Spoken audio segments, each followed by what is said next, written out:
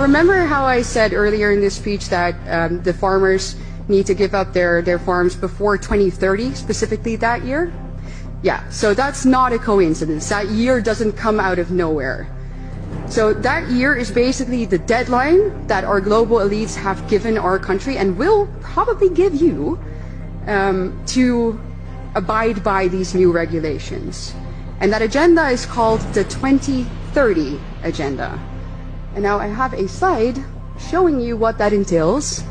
So the 2030 Agenda is a United Nations agenda. So there we go, everybody is part of the United Nations, right? The entire world.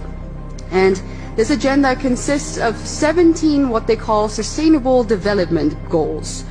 And when you take a look at them, right there, you're like, well, what's wrong with that? You know, they all seem very noble. No poverty, no hunger.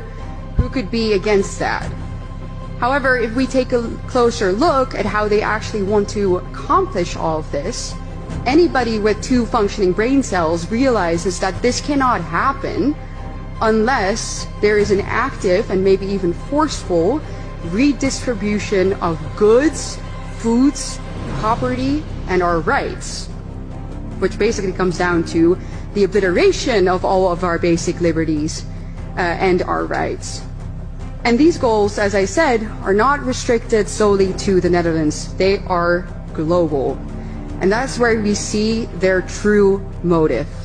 The people behind this want to establish a one-world government, a new world order in which they decide what we eat, when we eat, where we travel, when we travel, who we meet, and what we are allowed to spend our money on. Basically, control over every single aspect of our lives.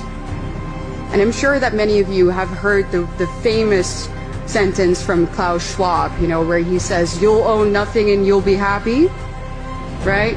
Yeah, that's this agenda. So why are the people behind this agenda specifically targeting farmers?